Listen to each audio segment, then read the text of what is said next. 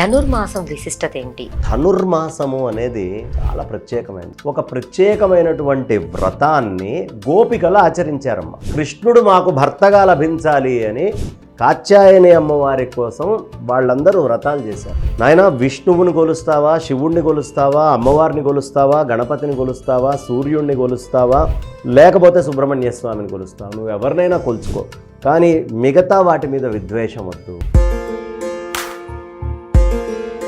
ధనుర్మాసం విశిష్టత ఏంటి? అసలు అత్యంత ప్రీతికరం విష్ణువుకి అని చెప్పి అంటూ ఉంటారు. మరి ఆ మహావిష్ణువుకి అత్యంత ప్రీతికరమైన ఈ ధనుర్మాసంలో వచ్చే విశిష్టతల గురించి ఏం చేయొచ్చు అంటారు? ఇవన్నీ కూడా తెలియజేస్తారు.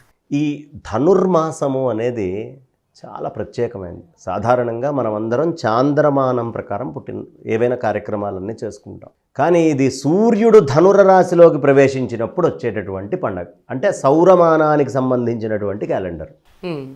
మంది చాంద్రమానం, సౌరమానం. ఈ సూర్యుడు ధనురరాశిలోకి వెళ్ళినప్పటి నుంచి ఒక ప్రత్యేకమైనటువంటి వ్రతాన్ని గోపికలు ఆచరించారమ్మ.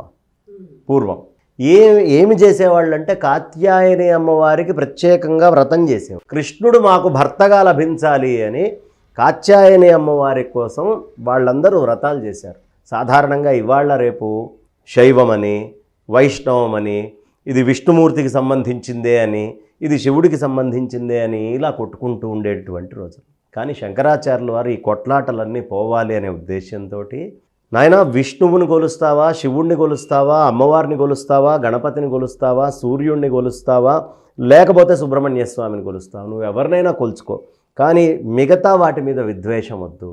అన్నిటినీ సమానంగా పెట్టుకొని జాగ్రత్తగా నీకు ఇష్టమైన మూర్తిని ముందర పెట్టుకొని మిగతా అన్నీ కలుపుకుంటూ ముందరికి వెళ్ళాలి. ఇలా ప్రయాణం ఉండాలని శంకరులు చెప్పారు. ఇది గోపికలకు తెలుసు.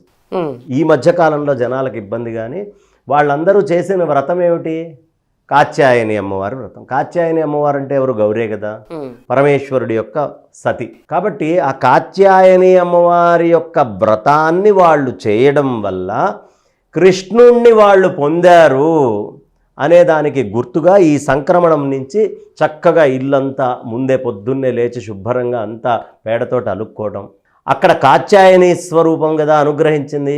ఆ కాత్యాయని ఎక్కడో బయట కాదు, మా గుమ్మం ముందే ఉండాలి అని గొబ్బెమ్మలు తెచ్చుకొని ఆ గొబ్బెమ్మలన్నింటినీ పేర్చుకొని వాటన్నిటికీ చక్కగా పూలు అన్ని రకరకాలైనటువంటివన్నీ వేసుకుంటూ ప్రతినిత్యము ఉదయాన్నే చక్కటి ముగ్గులు వేసుకున్న తర్వాత స్నానపానాదులన్నీ కూడా ఉషక్కాలానికల్లా పూర్తి చేసి ఈ తిరుప్పావై అనేటటువంటి పాసరాలు, గోదాదేవి అదే కథకి ఇదయ్యి ఆవిడ కూడా ప్రత్యేకంగా తిరుప్పావై పాసురాలని చెప్తారు. 30 పాసురాలు చెప్తారు ఈ ధనుర్మాసం అంతా కూడా.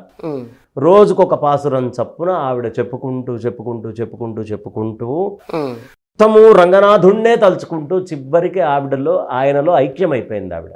ఆ ఐతిహ్యాన్ని, ఆ కథని గుర్తు చేసుకుంటూ ఈ భూమి మీద మేమందరము గోపికలమే, ఆ పరమాత్మని పొందడానికి మాత్రమే మేము ఇక్కడికి వచ్చాము అని ఇంట్లో సంసారము వ్యవహారము ఎటు నడుస్తున్నా అందరూ చక్కగా ఇట్లా గొబ్బెమ్మలు పెట్టుకోవడం, ఆ కాత్యాయని అమ్మవారిని ముందు అక్కడ ప్రతిష్ఠ చేసుకోవడం, ఆవిడకి నమస్కారం చేసుకోవటం, అక్కడి నుంచి కృష్ణయ్య క్షేత్రానికి వెళ్ళటం, పొద్దున్నే ఒక పాసురం చెప్పుకోవడం, ఆ స్వామిని దర్శించటం, నాయన నువ్వు ఇలా అనుగ్రహించాలి మమ్మల్ని అని ఆ పాసురాలన్నీ చదువుకోవటం. ఈ పాసురాలు ఇది వైష్ణవులే అని లేదు, స్మార్తులందరూ కూడా చదువుతారు. ఎందుకు అంటే గోదాదేవి ఆవిడ ఒక ప్రమాణంగా ఇది చేసుకోవాలి అని చెప్పింది. విష్ణుమూర్తి యందు ఐక్యం అవ్వడానికి ఈ పాసురాలన్నీ కూడా ఉపయోగిస్తాయి. అందుకని దీన్ని చాలా విశేషంగా ఈ ధనుర్మాస వ్రతాన్ని ప్రత్యేకంగా ఆచరిస్తారు.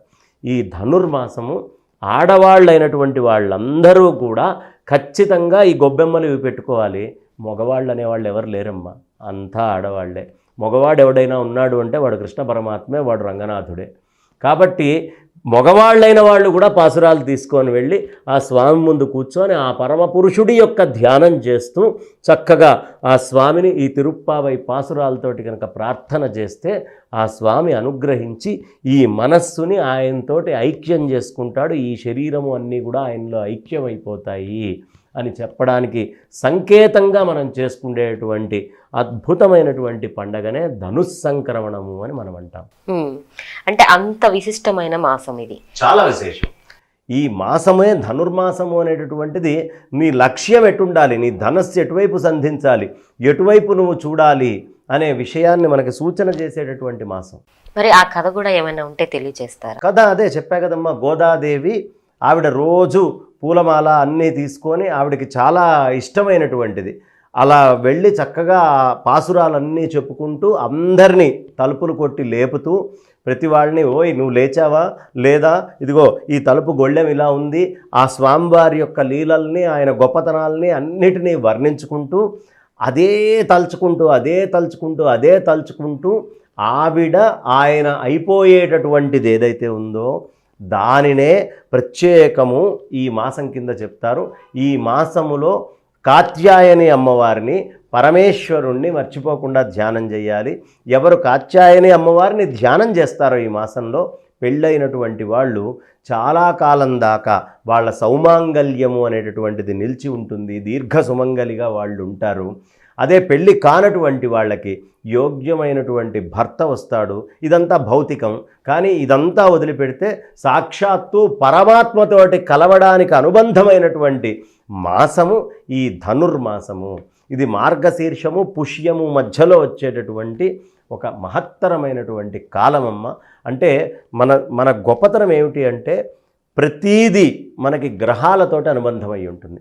సూర్యుడు ఎక్కడున్నాడు, చంద్రుడు ఎక్కడున్నాడు, ఈ సమయంలో భూమి ఎక్కడ ఉంది, మిగతా గ్రహాలన్నీ ఏ ఏ కక్ష్యల్లో ఎక్కడ ఉన్నాయి, అలాంటి కక్ష్యల్లో ఉన్నప్పుడు సూర్యుడు ఇక్కడ ఉన్నప్పుడు ఈ విధమైనటువంటి ఆచరణ, ధ్యానమో ప్రార్థనో ఈ విధమైన కార్యక్రమం చేస్తే అది వెంటనే ఫలిస్తుంది అని దర్శించినటువంటి మన ఋషులు అద్భుతమైనటువంటి ఆస్ట్రానమీ మీద, అద్భుతమైనటువంటి ఆస్ట్రాలజీ మీద పట్టున్నటువంటి ఋషులు వాళ్ళు ఆచారాలని నిర్ణయించారు.